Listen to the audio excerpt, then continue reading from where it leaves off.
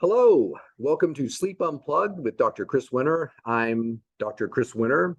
This is episode 15, Waking Up at Night. I've been really excited to do this episode since we got started. It might be one of, if not the most common question I get asked as a sleep specialist. Yes, but what about waking up at night and not being able to get back to sleep?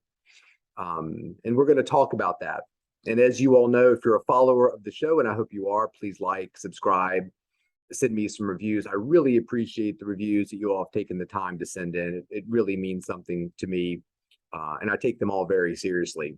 So if you want to do that for the show, like, follow, subscribe, we really appreciate it. If you want to get in touch with me, you can get in touch with me through my social media. That's Dr. Chris Winter on Instagram, Dr. Chris Winter Twitter, and Dr. Chris Winter TikTok. I have two books, The Sleep Solution, Why Your Sleep's Broken, How to Fix It, and The Rested Child, Why Your Tired, Wired, or Irritable Child May Have a Sleep Disorder and How to Help.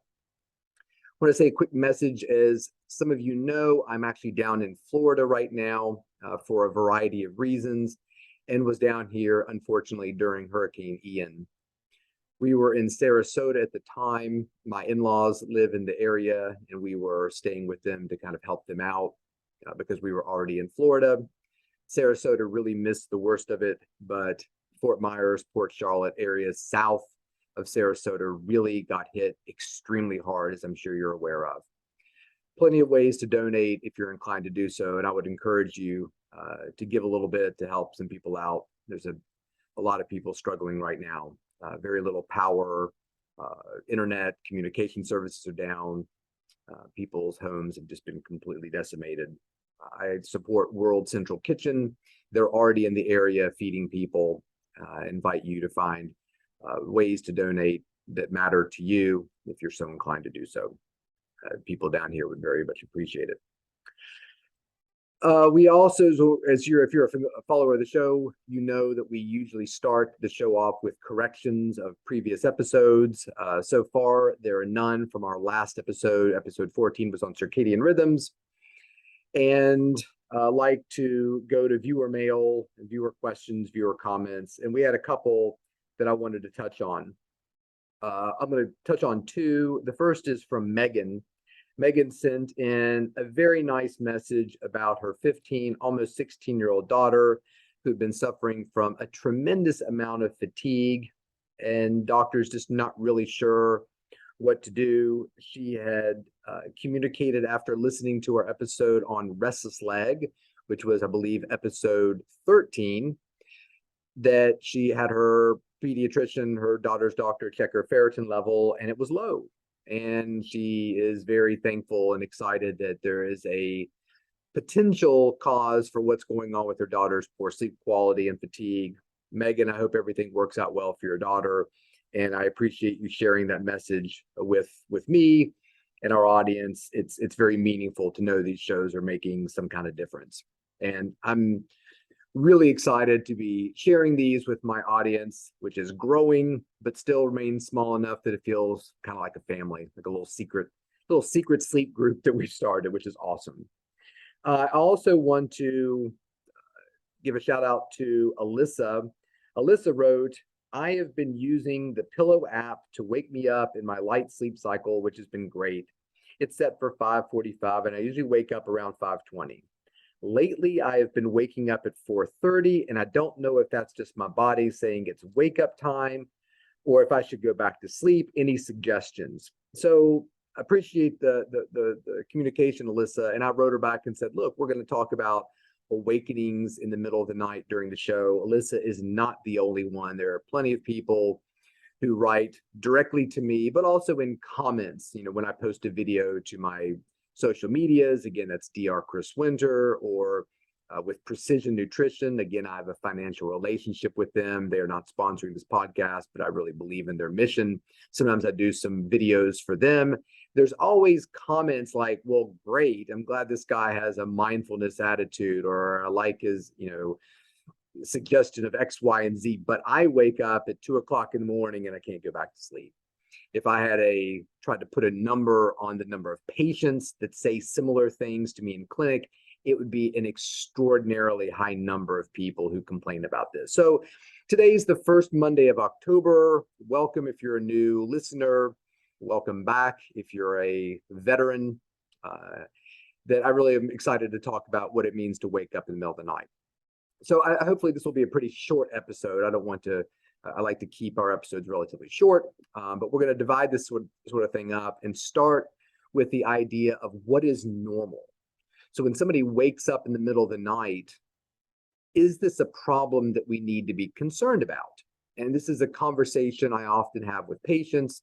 If you've read my book, The Sleep Solution, you know it's a big part of the idea of the book, which is what are we defining as being problematic? And when we define something as being a problem, does that change its nature? Meaning that I often compare sleeping to eating. And if somebody said, look, sometimes during my meal, I will stop eating and answer the phone or have a conversation with people around the dinner table, then I resume my eating. Or if you've ever sat down to eat a big meal and you order, the avocado toast and the open-faced breakfast sandwich, and you also, the oatmeal looks really good because they prepare it with fresh seasonal berries, and you order all this stuff, and halfway through your breakfast, there's no way you're going to even touch the seasonal berries. You've eaten half your oatmeal and a few bites of your sandwich, and you're full. Is it okay to stop eating? Because the expectation was you were going to eat those 3 components that you bought, but now your body's giving you a signal that it's had enough. Wasn't what you were expecting to eat.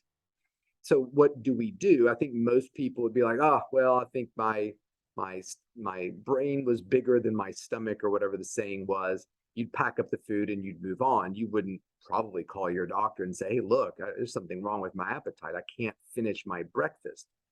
So it's very important for us to define what is a normal scenario when we sleep, because if we don't, we may be mistaking things that are actually normal for things that are problematic or pathological. So one of the books I'd like to direct you to is a book called At Day's Close, Night in Times Past. It's written by a friend of mine, Roger Eckert, who's a professor at Virginia Tech. It was written and put out in 2006. And it's a fascinating look at sleep in pre-industrial times. And the idea that people would go to bed when the sun went down, would sleep for a period of time, they would wake up and have a little period of wakefulness in the middle of the night, visit friends, do some sewing, pray, all kinds of interesting little rituals and things people would do at night, and their beliefs about the night and demons that would come down their chimney and ways to ward them off, and the dangers and evils lurking in the darkness. And they would go back to bed for their second sleep. So their sleep was sort of divided into 2 parts. And if you look in medical research, there is a body of evidence that would say sleeping in 2 parts is not necessarily problematic, or biphasic sleep, that it's okay to have a sleep period, a wake period, and then a sleep period, that maybe this consolidated 1 sleep block is not necessarily right for everyone.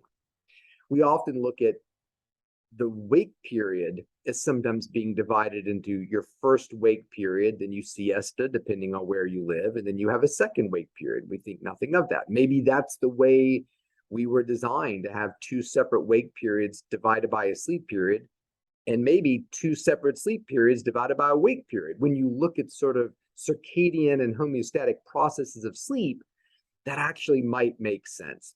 So I just want to put out there that if somebody says to me in clinic, hey, I go to bed, I sleep for a period of time, I usually wake up, go to the bathroom, I check my email, I kind of go around, let the dog out, look at stars, which is something I like to do at night, and then go back to bed 45 minutes later. I sleep well in the second half of the night, and I feel great during the day. What should I do? I think an option there is to do absolutely nothing. That's okay. Now, if you're frustrated by that situation, there are ways we can make it go away. But if you're okay with it, I'm okay with it. There's a researcher out at Stanford, Maurice Ohayon, who basically did a lot of research looking at nocturnal awakenings and what you see in populations. He did a study back in 2010 where he looked at 22,740 Western Europeans and found that about 30% of them woke up 3 times a week, with about 8% of that population having difficulty getting back to sleep when they woke up. He looked at another domestic study in 2008, 2 years prior, looking at about 9,000 individuals in Texas, California, New York, and saw the same thing. Again, about 30% of those, 35% of those individuals were waking up 3 times a week. About 23% of them were describing awakening every night. And these were individuals who were 15 years or older. So these are adults. We're not talking about infants here. So again, that's really important to understand that people wake up. And if you're comparing yourself to the population, or if we're using the word normal in the sense of normal distribution, you may be doing okay waking up once a night. Again, if somebody says to me, hey, Chris, just want to talk to you about something. I'm waking up once a night, usually don't have any trouble getting back to sleep. How do you feel about that? I would say that's perfectly fine. And when I look at the NBA players that I work with, many of them so aggressively hydrate during the day that they're waking up frequently during the night to go to the bathroom. So we're asking questions. How many times does this happen? How long does it take you to return to sleep? And more importantly, how do you feel during the day? So there is a sense that a lot of people do wake up during the night. And when you actually look at arousal, so if we're actually looking at your EEG at night and your brain waves and what they're doing during the night, we're probably having 20 arousals from sleep every hour that we sleep. And as we get older and move through adulthood into our older age, that number continues to grow as we get older. So that fragmentation, that potential for a full awakening at night versus the arousal. Arousal was basically you're coming out of sleep, but you're not aware of it. So if I asked you, hey, how many times did you wake up last night? You might say 2. Well, if you looked at an EEG, that individual, it might be many, many more than that. Again, like 20 an hour is not unheard of. So I just wanted to paint that picture of what is normally happening out there. So the friend of yours at work who says, I really can't sympathize with you because I never wake up during the night, probably not true, and definitely not true from an arousal perspective. We are built to wake up during the night. So that's okay. So I think the next thing we want to look at is expectation. And this is extremely important and something I see in my clinic all the time, which is how much are you expecting to sleep during the night? And that is a very important question. And it's an important question for us to refer back to earlier episodes where we were looking at how much sleep do you need. So our very first Insomnia episode, Insomnia is Not What You Think It Is, talks a lot about sleep need. And if you look up the National Sleep Foundation's average sleep amounts per age group, you can see that adults generally are going to average somewhere between 6 to 10 hours per night. 8 is the middle. 8 hours is that middle of the distribution. It's the mean, so to speak. And we have to be very careful that we don't get fooled by the middle.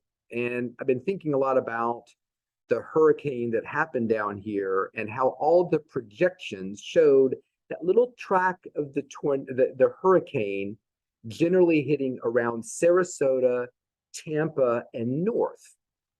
They really didn't show that middle track going much more south than Sarasota.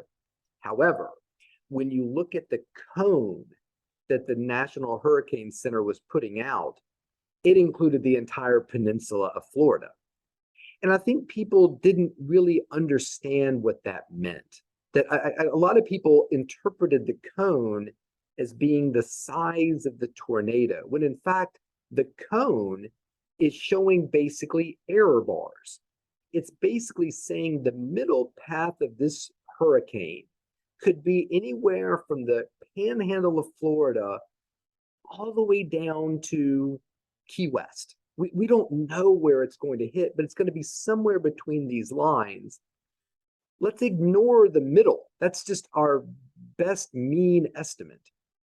And I think that's really important when it comes to sleep, because sort of like that information that was being put out about the hurricane, we put out 8 hours constantly.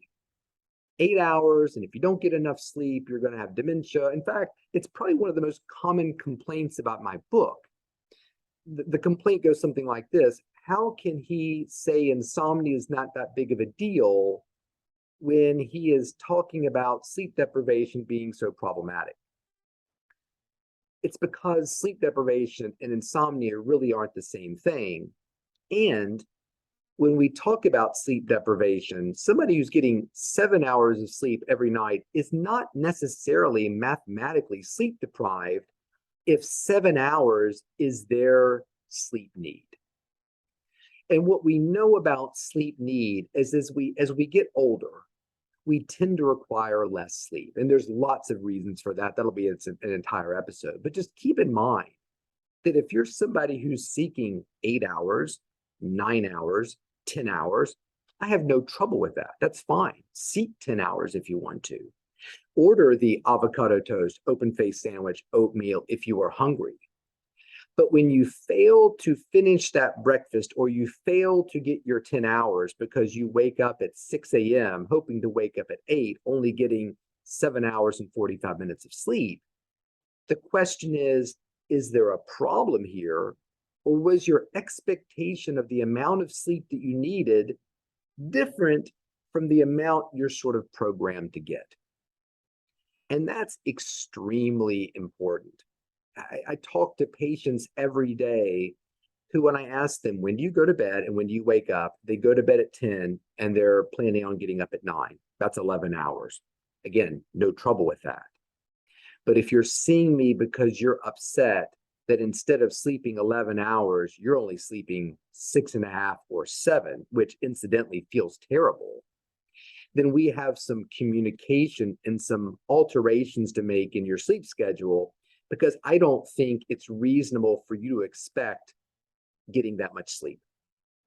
And when we think about efficiency, time that you're in bed versus time that you're actually sleeping, we generally think of sleep efficiency as being on the mark at 85%.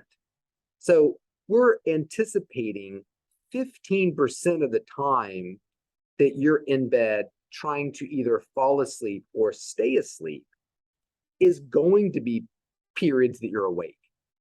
And sleep efficiency is a little bit of a difficult thing to describe or define, because it really depends upon what do you determine as time in bed. I define sleep efficiency as you've turned the light out, you are no longer on your phone, watching TV, reading a book, you've turned the light out, and now you are seeking sleep.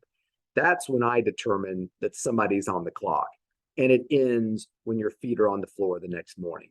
So 85. So if somebody says, look, I go to bed at 7 o'clock and I like to read for 3 hours, I don't consider those 3 hours part of the sleep efficiency calculation. So that's a really important thing to look at if you're tracking your sleep with something that you think is legitimate. 85% is what we're looking for. Not 40%, but also not 98%, which might indicate that you're not giving yourself quite enough time to sleep.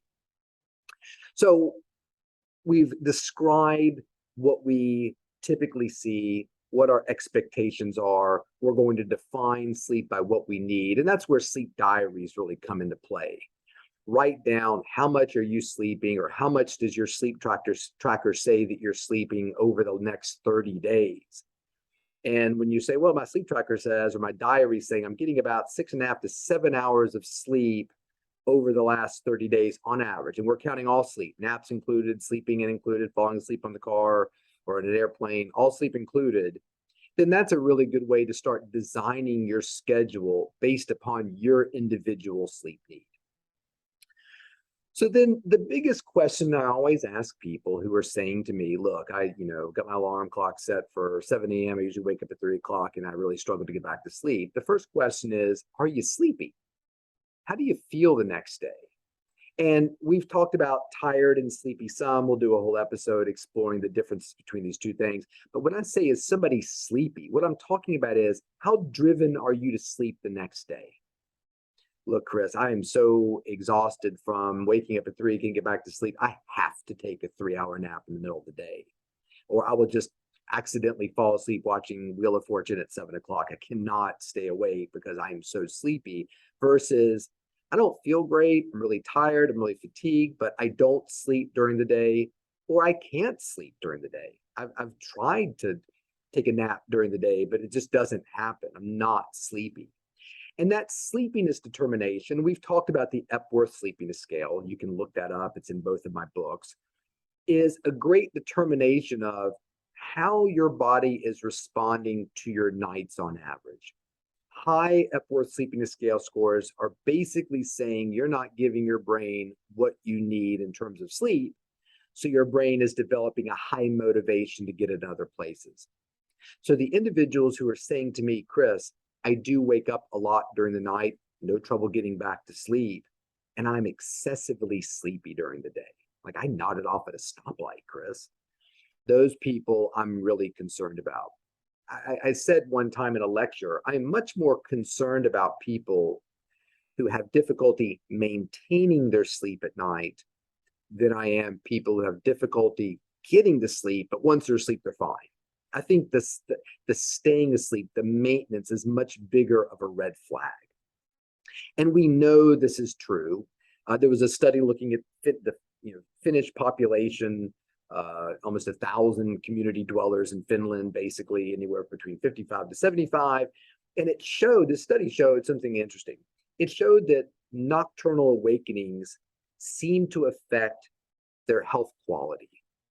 Now, other studies have shown that.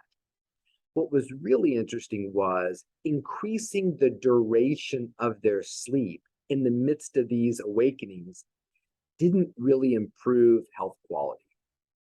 So what we're concerned about when somebody says, hey, Chris, I wake up a lot during the night.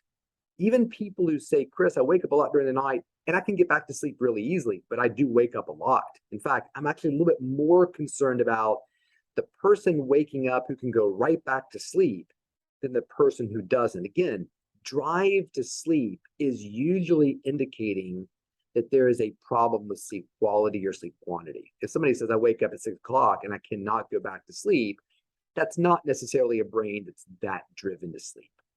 So if you think about this Finnish population study, and you think about maybe some of these 55 to 75-year-old individuals are struggling with sleep quality, something's affecting their sleep quality.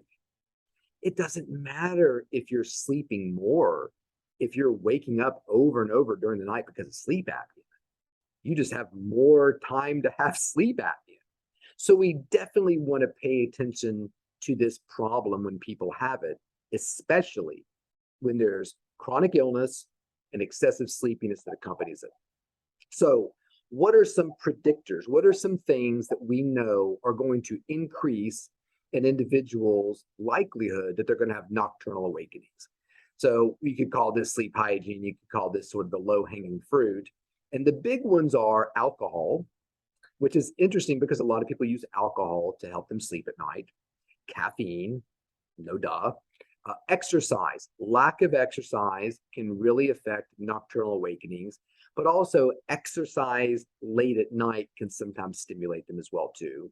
Smoking and a history of physical disease, which we see a lot. I think it's very difficult to have things like fibromyalgia, arthritis, neuropathy, and not experience awakenings during the night. You could also throw restless leg and periodic limb movement in there as well too.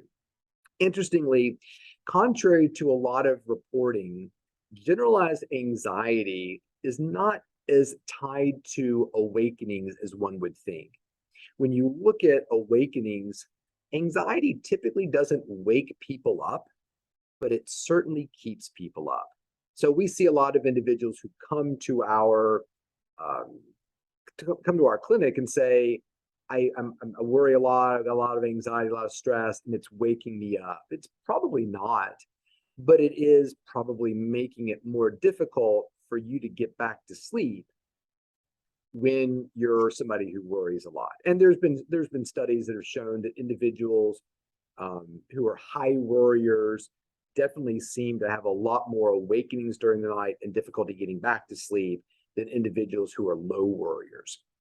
So again, there's relationships there, but it probably has more to do with the perception and reporting of what's going on rather than your actual awakenings during the night.